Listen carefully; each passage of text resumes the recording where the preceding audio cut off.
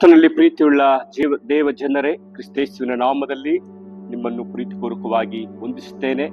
ಅಂತರ್ಜಾಲದ ಮೂಲಕವಾಗಿ ದೇವರ ವಾಕ್ಯ ಸಂದೇಶವನ್ನ ಸಾರಲು ಕರ್ನಾಟಕ ದಕ್ಷಿಣ ಸಭಾ ಪ್ರಾಂತ್ಯದ ವತಿಯಿಂದ ಅವಕಾಶ ಕೊಟ್ಟಂತ ದೇವರಿಗೆ ನಾನು ವಂದಿಸುತ್ತೇನೆ. ಹಾಗೂ ಧರ್ಮಾಧ್ಯಕ್ಷರಾದಂಥ ರೈಟ್ ರೆವರೆಂಡ್ ಹೇಮಚಂದ್ರ ಕುಮಾರ್ ಬಿಷೋಪರಿಗೂ ಹಾಗೂ ತಾಂತ್ರಿಕ ತಂಡಕ್ಕೂ ನನ್ನ ಪ್ರೀತಿಯ ವಂದನೆಗಳನ್ನ ತಿಳಿಸುತ್ತೇನೆ. ಕರ್ತನಲ್ಲಿ ಪ್ರಿಯ ದೇವ ಜನರೇ, ಯೇಸು ಕ್ರಿಸ್ತನು ಶಿಲುಬೆ ಮೇಲೆ ನುಡಿದಂತ ಎರಡನೇ ಮಾತು, ಅದು ಲೂಕನು ಬರೆದ ಸುವಾರ್ತೆ 23ನೇ ಅಧ್ಯಾಯ ಹಾಗೂ 43ನೇ ವಚನ. ಈ ಹೊತ್ತೇ ನನ್ನ ಸಂಗಡ ಪರದೈಸಿಯನಲ್ಲಿರುವೆ ಎಂದು ನಿನಗೆ ಸತ್ಯವಾಗಿ ಹೇಳುತ್ತೇನೆ ಎಂದು ಉತ್ತರ ಕೊಟ್ಟನು ಎಂಬುವಂಥದ್ದೇ.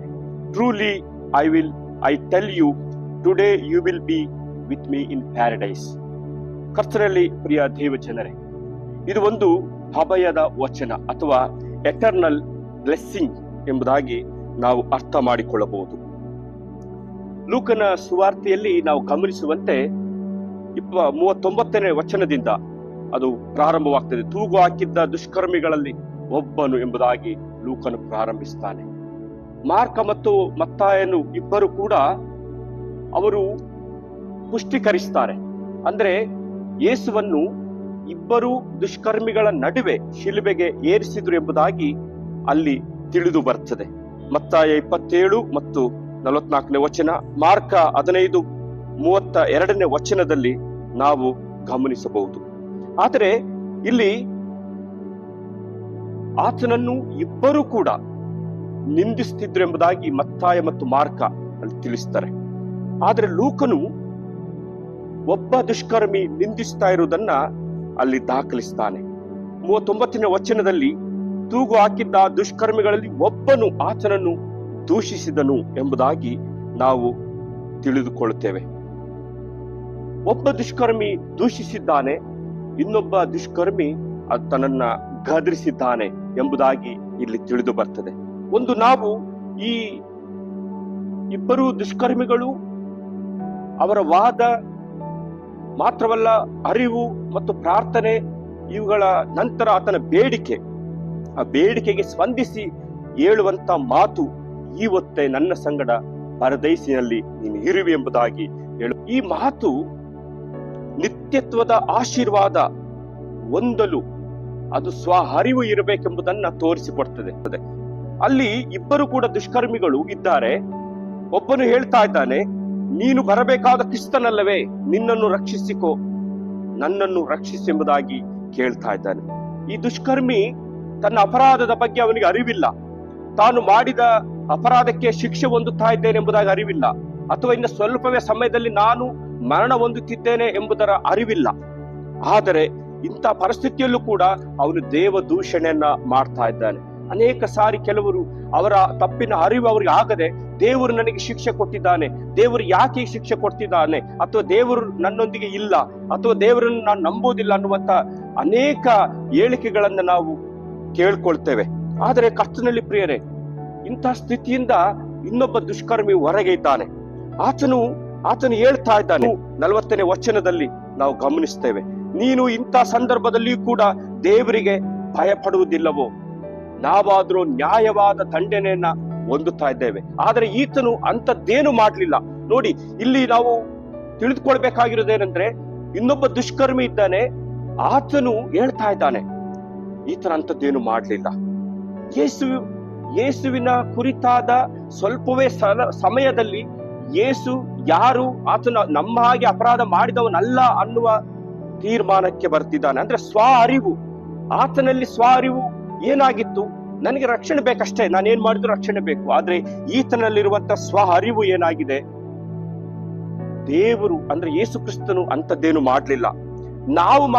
ನಾವು ಹೊಂದಬೇಕಾಗಿದ್ದ ದಂಡನೆ ಇದು ಸರಿಯಾಗಿದೆ, ಯಾಕೆಂದ್ರೆ ನಾವು ಅಂತ ಅಪರಾಧಗಳನ್ನ ಮಾಡಿದ್ದೇವೆ.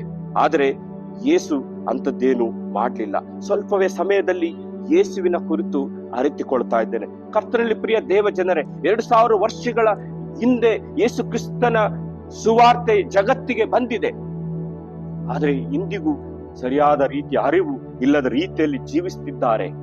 ಯೇಸು ಯಾರು, ಆತನ ಯಾಕೆ ಜೀವ ಕೊಡ್ತಿದ್ದಾನೆ, ಆತನೇನು ಮಾಡಿದ್ದಾನೆ ಅನ್ನುವ ಅರಿವು ಇಲ್ಲದೆ ಜೀವಿಸುತ್ತಿರುವಂತ ಕ್ರೈಸ್ತರು ಕೂಡ ಇಂದು ನಮ್ಮ ಮಧ್ಯದಲ್ಲಿದ್ದಾರೆ ಅಥವಾ ಜಗತ್ತಿನಲ್ಲಿದ್ದಾರೆ. ಆದ್ರೆ ಸ್ವ ಅರಿವು ಬಹಳ ಮುಖ್ಯ. ಯಾರು ಸ್ವ ಅರಿವಿನ ಮೂಲಕ ಆತನನ್ನು ತಿಳಿದುಕೊಳ್ತಾನೆ, ಆತನು ಜಗತ್ತನ್ನ ಜಯಿಸ್ತಾನೆ, ಅಥವಾ ದೇವರ ಮಗು ಆಗ್ತಾನೆ, ಅಥವಾ ದೇವರ ನಿಯೋಗವನ್ನ ಆತನು ನೆರವೇರಿಸ್ತಾನೆ. ಇಲ್ಲಿ ಸ್ವ ಅರಿವಿನೊಂದಿಗೆ ಪ್ರಾರ್ಥನೆ ಮತ್ತು ಬೇಡಿಕೆ, ಸ್ವ ಅರಿವಿನೊಂದಿಗೆ ಪ್ರಾರ್ಥನೆ ಮತ್ತು ಬೇಡಿಕೆ. ಆತನಿಗೆ ಸ್ವ ಅರಿವು ಉಂಟಾಗಿದೆ, ನಾನು ಯಾರು ಎಂಬುದಾಗಿ ಅರಿವಾಗಿದೆ, ನಾನು ಏನು ಮಾಡಿದ್ದೇನೆ ಅಂತ ಅರಿವಾಗಿದೆ, ಮತ್ತು ಕ್ರಿಸ್ತನು ಯಾರು, ಆತನೇನು ಮಾಡ್ತಾನೆ ಅನ್ನುವ ಅರಿವಾಗಿದೆ. ಆ ಅರಿವಿನ ಮೂಲಕ ಆತನು ಬೇಡಿಕೆ ಇಡ್ತಾ ಇದ್ದಾನೆ, ನಿನ್ನ ರಾಜ್ಯವನ್ನು ಪಡೆದವನಾಗಿ ಬರುವಾಗ ನನ್ನನ್ನು ನೆನಪು ಮಾಡಿ. ಕರ್ತನಲ್ಲಿ ಪ್ರಿಯ ದೇವ ಜನರೇ, ರಾಜ್ಯವನ್ನು ಪಡೆದವನಾಗಿ ಬರುವಾಗ ನನ್ನನ್ನು ನೆನಪು ಮಾಡಿಕೊಳ್ಳುವಂತ ಮಾತು ಕ್ರಿಸ್ತನ ರಾಜ್ಯದ ಕುರಿತಾದ ಆಲೋಚನೆ. ಅಂದ್ರೆ ನಿತ್ಯತ್ವದ ರಾಜ್ಯ. ಈ ಆಲೋಚನೆ ಅವನಿಗೆ ಹೇಗೆ ಬಂದಿರಬಹುದು? ಒಂದು ವೇಳೆ ಶಿಲುಬೆ ಮೇಲೆ ಹಾಕಿದಂತ ಆ ವಿಳಾಸ, ಈತನು ಯಹೂದ್ಯರ ಅರಸನು ಅನ್ನುವಂತ ಒಂದು ವೇಳೆ ವಿಳಾಸದಿಂದ ಆತನು ಅರಿತುಕೊಂಡಿರಬಹುದು, ಅಥವಾ ಅನೇಕ ಜನರು ಮಾತನಾಡುತ್ತಿರುವ ರೀತಿಯಲ್ಲಿ ಆ ಕುರಿತು, ಆ ಸಂದರ್ಭಗಳಲ್ಲಿ ಅದರ ಕುರಿತು ಅವನು ಅರ್ಥ ಮಾಡಿಕೊಂಡಿರಬಹುದು. ಈತನು ಮನುಷ್ಯ ಕುಮಾರನು ಆಗಿದ್ದಾನೆ, ಅಥವಾ ಇವನು ಎಲ್ಲರನ್ನು ರಕ್ಷಣೆ ಮಾಡಿದ್ದಾನೆ ಅನ್ನುವ ಆ ಸಾಕ್ಷಿಯ ಅರಿವಾಗಿರಬಹುದು. ಇಲ್ಲಿ ನಾವು ಗಮನಿಸಬೇಕು, ಸ್ವ ಅರಿವಿನೊಂದಿಗೆ ಪ್ರಾರ್ಥಿಸ್ತಾ ಇದ್ದಾನೆ.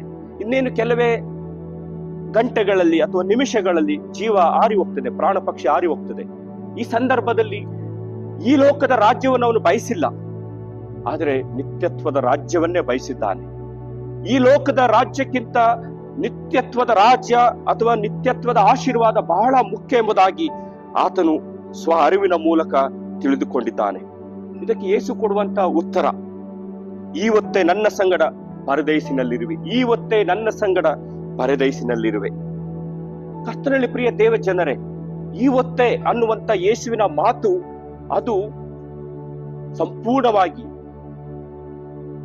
ಸಂಪೂರ್ಣವಾಗಿ ಪ್ರೆಸೆಂಟ್, ಈಗ ಏನು ಮಾಡಬೇಕಾಗಿದೆ ಆ ಕಾರ್ಯವನ್ನ ಸೂಚಿಸುವಂತದ್ದಾಗಿದೆ. ಅಥವಾ ಯಾವತ್ತೋ ಒಂದು ದಿನ ನಾನು ಕೊಡ್ತೇನೆ ಹೇಳಲಿಲ್ಲ, ಇಲ್ಲ, ಇವತ್ತೇ ನಿನಗೆ ಸಿಗ್ತದೆ. ಯಾರು ನಿಜವಾದ ಪಶ್ಚಾತ್ತಾಪದ ಮೂಲಕ ಯಥಾರ್ಥವಾದ ಪ್ರಾರ್ಥನೆಯನ್ನು ಮಾಡ್ತಾರೆ, ಸ್ವ ಅರಿವಿನ ಮೂಲಕ ಯಥಾರ್ಥವಾಗಿ ಬೇಡಿಕೊಡ್ತಾರೆ, ಅವರಿಗೆ ದೇವರು ತನ್ನ ಅಭಯವನ್ನ ಕೊಡ್ತಾನೆ. ಇವತ್ತೇ ನನ್ನ ಸಂಗಡ ಪರದೇಶಿನಲ್ಲಿರುವಿ. ಪರದೇಶಿ ಗ್ರೀಕ್ ಭಾಷೆಯಲ್ಲಿ ಎಡೇನ್ ಎಂಬುದಾಗಿ ಕರೀತಾರೆ. ಇದು ಯಹೂದ್ಯರ ಪ್ರಕಾರ 3 ಲೋಕಗಳು. ಒಂದು ದೇವರು ವಾಸಿಸುವ ಪರಲೋಕ ರಾಜ್ಯ, ಪರಲೋಕ. ಇನ್ನೊಂದು ಮಾನವರು ವಾಸಿಸುವ ಈ ಲೋಕ, ಇಹಲೋಕ. ಇನ್ನೊಂದು ದೇವ ಭಕ್ತರಿಗಾಗಿ ಇರುವಂತ ಇನ್ನೊಂದು ಲೋಕ, ಅದನ್ನ ಪರದೇಶಿ ಎಂಬುದಾಗಿ ಕರೀತಾರೆ. ಈ ಲೋಕ ಅಮೂಲ್ಯವಾದದ್ದು, ಪರಿಶುದ್ಧವಾದದ್ದು. ದೇವ ಭಕ್ತರಾಗಿ ಜೀವಿಸಿ ಮರಣ ಹೊಂದಿದವರಿಗೆ ಆ ಲೋಕದಲ್ಲಿ ಅವಕಾಶವಿದೆ. ಮತ್ತು ದೇವರು ಬರುವಾಗ, ಮೆಸ್ಸಿಯನು ಬರುವಾಗ ತನ್ನನ್ನು ತನ್ನ ರಾಜ್ಯಕ್ಕೆ ಸೇರಿಸಿಕೊಳ್ತಾನೆ, ಪರಲೋಕಕ್ಕೆ ಸೇರಿಸಿಕೊಳ್ತಾನೆ ಅನ್ನುವಂತ ನಂಬಿಕೆ. ಹಾಗಾಗಿ ಕರ್ತನಲ್ಲಿ ಪ್ರಿಯರೇ, ಯೇಸು ಹೀಗೆ ಹೇಳಲು ಕಾರಣವೇನು? ಒಂದು ನಾವು ಅರ್ಥ ಮಾಡ್ಕೊಳ್ಬೇಕು, ಆ ದುಷ್ಕರ್ಮಿಯ ಯಥಾರ್ಥವಾದ ಪ್ರಾರ್ಥನೆ, ಪಶ್ಚಾತ್ತಾಪದ ಪ್ರಾರ್ಥನೆ, ಸ್ವ ಅರಿವಿನ ಪ್ರಾರ್ಥನೆ. ನೋಡಿ, ಈ ಪ್ರಾರ್ಥನೆಗೆ ಯೇಸು ಕೊಡುವಂತ ಉತ್ತರ. ಎರಡನೇದು ಸಾಮಾಜಿಕ ಸ್ವಸ್ಥತೆ. ಸಾಮಾಜಿಕ ಸ್ವಸ್ಥತೆ ಅಂದ್ರೆ, ಒಂದು ಕಳ್ಳರನ್ನು ಶಿಕ್ಷಿಸುತ್ತಾ, ದಂಡಿಸುತ್ತಾ, ನಾಶ ಮಾಡುತ್ತಾ ಹೋಗುವಾಗ ಸಮಾಜ ಅಸ್ವಸ್ಥತೆ ಒಳಗಾಗ್ತದೆ. ಸ್ವ ಪರಿವರ್ತನೆ ಬೇಕು, ಸ್ವ ಅರಿವು ಉಂಟಾಗಬೇಕು, ಕೌನ್ಸಿಲಿಂಗ್ ಬೇಕು, ಮನ ಪರಿವರ್ತನೆ ಆಗಬೇಕು. ಈ ನಿಟ್ಟಿನಲ್ಲಿ ಯೇಸು ಸ್ವಾಮಿ ಆಲೋಚಿಸ್ತಾರೆ. ಇನ್ನೊಂದು, ಕೌಟುಂಬಿಕ ಘನತೆ ಹೆಚ್ಚಿಸಲು. ಆ ವ್ಯಕ್ತಿ ಅಪರಾಧದಲ್ಲಿ ತೊಡಗಿದ್ದಾನೆ, ಆದ್ರೆ ಕುಟುಂಬ ಏನು ಮಾಡಲಿಲ್ಲ, ಆದ್ರೆ ಕುಟುಂಬಕ್ಕೆ ಕಳಂಕ ಈಗ ಹತ್ತಿದೆ. ಆ ಕಳಂಕವನ್ನ ತೆಗೆದುಹಾಕುವ ಪ್ರಯತ್ನ ಮಾಡ್ತಾ ಇದ್ದಾನೆ. ಆತನನ್ನ ಕ್ಷಮಿಸುವ ಮೂಲಕ, ಸೇರಿಸಿಕೊಳ್ಳುವ ಮೂಲಕ ಕಳಂಕವನ್ನ ತೆಗೆದುಹಾಕ್ತಾ ಇದ್ದಾನೆ. ಮತ್ತು ಮುಖ್ಯವಾಗಿ ಸಾಮಾಜಿಕವಾಗಿ ಸೇರಿಸಿಕೊಳ್ಳುವಂಥದ್ದು. ಇಂದು ಸಾಮಾಜಿಕವಾಗಿ ಬಹಿಷ್ಕರಿಸ್ತಾ ಇದ್ದಾರೆ. ನಾವು ಅನೇಕ ಕಡೆಗಳಲ್ಲಿ ನೋಡ್ತೇವೆ. ಮೊನ್ನೆ ಮಲ್ಪೆಯಲ್ಲಿ ಆದಂತ ಘಟನೆ, ಮೀನು ಕದ್ದಂತ ಒಂದು ಮಹಿಳೆಗೆ ಒಡೆದು ಆಕೆಗೆ ಹಿಂಸೆ ಕೊಟ್ಟಂತ ಸ್ಥಿತಿ, ಊರಿನಿಂದ ಇನ್ನೊಂದು ಕಡೆ ಬಹಿಷ್ಕರಿಸುವಂತದ್ದು, ಈ ಎಲ್ಲ ಕಾರ್ಯಗಳನ್ನ ನಾವು ನೋಡ್ತಾ ಇದ್ದೇವೆ. ಆದ್ರೆ ಯೇಸು ಇಂಥವರು ಸ್ವ ಅರಿವಿನ ಮೂಲಕ ತಿರುಗಿಕೊಂಡಾಗ ಅವ್ರನ್ನ ಸೇರಿಸ್ಕೊಳ್ಬೇಕು. ಅವರು ಸಮಾಜವಾಗಿ ಬದುಕುವ ಹಕ್ಕನ್ನು ಅವ್ರು ಪಡೆದುಕೊಳ್ತಾರೆ. ಆ ರೀತಿಯ ಹಕ್ಕುಗಳನ್ನು ಸ್ಥಾಪಿಸಬೇಕು. ನೋಡಿ, ಯೇಸು ಈ ರೀತಿಯಾದ ಯೋಚನೆಯಲ್ಲಿ ಅವರನ್ನು ಒಂದು ಮಾಡ್ತಾ ಇದ್ದಾರೆ. ಒಂದು ರೀತಿಯಲ್ಲಿ ಎಕ್ಸ್ಕ್ಲೂಸಿವ್ ಕಮ್ಯುನಿಟಿ ಇಂದ ಇನ್ಕ್ಲೂಸಿವ್ ಕಮ್ಯುನಿಟಿಗೆ ತರ್ತಾ ಇದ್ದಾರೆ. ಎಕ್ಸ್ಕ್ಲೂಸಿವ್ ಕಮ್ಯುನಿಟಿ, ನಾವು ಮಾತ್ರ ಪರಿಶುದ್ಧರು, ಇವ್ರು ಕೆಟ್ಟವರು, ಅವರನ್ನು ಸೇರಿಸಬಾರದು ಅನ್ನುವಂತ ಯೋಚನೆಯಿಂದ ತೆಗೆದು ಇನ್ಕ್ಲೂಸಿವ್ ಕಮ್ಯುನಿಟಿಗೆ ತರ್ತಿದ್ದಾರೆ. ಎಲ್ಲರನ್ನು ಒಳಗೊಂಡಂತ ಸಮಾಜ. ಸ್ವ ಅರಿವಿನ ಮೂಲಕ ಪರಿವರ್ತನೆ ಆದ ಪ್ರತಿಯೊಬ್ಬರಿಗೂ ಬದುಕುವ ಹಕ್ಕಿದೆ, ಜೀವಿಸುವ ಹಕ್ಕಿದೆ. ಇದನ್ನ ಯೇಸು ಸ್ವಾಮಿ ಇಲ್ಲಿ ಮಾತ್ರ ಅಲ್ಲ, ಪರಲೋಕದಲ್ಲೂ ಅವರಿಗೆ ಜೀವಿಸುವ ಹಕ್ಕಿದೆ ಎಂಬುದಾಗಿ ತೋರಿಸ್ತಾ ಇದ್ದಾರೆ. ಕರ್ತನಲ್ಲಿ ಪ್ರಿಯ ದೇವ ಜನರೇ, ಇಂದು ನಾವು ಯಾವ ರೀತಿಯಲ್ಲಿ ಯೋಚಿಸ್ತಾ ಇದ್ದೇವೆ? ಅನೇಕ ಸಾರಿ ನಾವು ನಮ್ಮ ಕಣ್ಣು ಮುಂದೆ ಇರುವಂತ ಯಾವುದೋ ವ್ಯಕ್ತಿ ತಿಳಿದೋ ತಿಳಿಯದೆ ತಪ್ಪು ಮಾಡಿದಾಗ ನಾವು ಅವರನ್ನ ಸಾವು ಬರುವವರೆಗೂ ಅಥವಾ ಇಡೀ ಕುಟುಂಬಕ್ಕೆ ಕಳಂಕ ಹಚ್ಚುವ ರೀತಿಯಲ್ಲಿ ನಾವು ಮಾತಾಡ್ತಾನೆ ಇರ್ತೀವಿ ಅಥವಾ ಚುಚ್ಚುತ್ತಾ ಇರ್ತೇವೆ. ಅದು ಯೇಸುವಿನ ಹಾಗೆ ಕ್ಷಮಿಸುವ ಮನೋಭಾವನೆ ಇರೋದಿಲ್ಲ, ಅಥವಾ ಪ್ರೀತಿಸುವ ಮನೋಭಾವನೆ ಇರೋದಿಲ್ಲ, ಅಥವಾ ಸೇರಿಸಿಕೊಳ್ಳುವ ಮನೋಭಾವನೆ ಇರೋದಿಲ್ಲ. ಯಾವ ವ್ಯಕ್ತಿ ಸ್ವ ಅರಿವಿನಿಂದ ಪರಿವರ್ತನೆಗೊಳ್ತಾನೆ ಅವನನ್ನು ದೇವರು ಸೇರಿಸಿಕೊಂಡ ಹಾಗೆ ನಾವು ಸೇರಿಸಿಕೊಳ್ಬೇಕು. ಇದು ನಮಗಿರುವಂತ ಪಂಥಾಹ್ವಾನ. ಹಾಗಾದ್ರೆ ನಾವು ಕೂಡ ದೇವರ ಕಡೆಗೆ ತಿರುಗಿಕೊಂಡಾಗ ರಕ್ಷಣೆ ಹೊಂದಬಹುದು. ಆದರೆ ಇಲ್ಲಿ ಒಂದು ಪ್ರಶ್ನೆ ಎದುರಾಗ್ತದೆ. ಏನಂದ್ರೆ, ನಾನು ಮಾಡಬೇಕಾದ ಪಾಪ ಅಪರಾಧ ಮಾಡಿ ಸಾಯುವ ಸಂದರ್ಭದಲ್ಲಿ ಆ ದುಷ್ಕರ್ಮಿಯಂತೆ ದೇವರ ಕಡೆ ತಿರುಗಿಕೊಂಡ್ರೆ ಸಾಕಲ್ಲ ಅನ್ನುವಂತ ಯೋಚನೆ ಬರ್ತದೆ. ಖಂಡಿತ ತಪ್ಪು. ಯಾಕೆಂದ್ರೆ ಆ ಕಳ್ಳನಿಗೆ ಅಥವಾ ದುಷ್ಕರ್ಮಿಗೆ ಗೊತ್ತಿತ್ತು ತನ್ನ ಸಾವು ಯಾವಾಗ ಅಂತ ಹೇಳಿ, ಆದ್ರೆ ನಮಗೆ ಗೊತ್ತಿಲ್ಲ. ನಮ್ಮ ಅಂತಿಮ ಗಳಿಗೆ ಯಾವಾಗ ಎಂಬುದಾಗಿ ನಮಗೆ ತಿಳಿದಿಲ್ಲ. ಹಾಗಾಗಿ ಈಗಲೇ ನಾವು ದೇವರ ಕಡೆಗೆ ತಿರುಗಿಕೊಳ್ಬೇಕು. ಈಗಲೇ ನಮ್ಮ ಸ್ವ ಅರಿವಿನ ಮೂಲಕ ನಮ್ಮನ್ನು ನಾವು ಪರೀಕ್ಷೆ ಮಾಡಿಕೊಳ್ಬೇಕು. ಈಗಲೇ ನಾವು ಕ್ರಿಸ್ತನ ನಿತ್ಯತ್ವದ ರಾಜ್ಯಕ್ಕೆ ಪ್ರಯಾಸ ಪಡಬೇಕು. ಆಗ ಮಾತ್ರ ನಾವು ದೇವರ ರಾಜ್ಯವನ್ನ ಪಡೆದುಕೊಳ್ಳಲು ಸಾಧ್ಯ. ಕರ್ತನಲ್ಲಿ ಪ್ರಿಯ ದೇವ ಜನರೇ, ಕ್ರಿಸ್ತನು ಆ ದುಷ್ಕರ್ಮಿಯನ್ನು ಕ್ಷಮಿಸಿ ಪ್ರೀತಿಸಿ ಅಭಯ ವಚನ ಕೊಟ್ಟ ಹಾಗೆ, ಅದನ್ನು ಸೇರಿಸಿಕೊಂಡ ಹಾಗೆ ಇಂದು ನನ್ನನ್ನು ಕೂಡ ಸೇರಿಸಿಕೊಳ್ಳಲು ಸಿದ್ಧನಾಗಿದ್ದಾನೆ.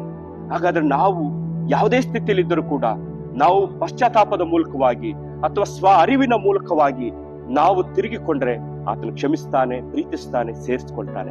ದೇವರಿ ವಾಕ್ಯದ ಮೂಲಕ ನಮ್ಮನ್ನು ಆಶೀರ್ವದಿಸಲಿ. ಆಮೇಲೆ ಪ್ರಾರ್ಥನೆ ಮಾಡೋಣ. ಸರ್ವಶಕ್ತನಾದ ದೇವರೇ, ನಿನ್ನ ವಾಕ್ಯದ ಮೂಲಕ ನಮ್ಮೊಂದಿಗೆ ಮಾತನಾಡಿದ್ದಿ ಸ್ವಾಮಿ.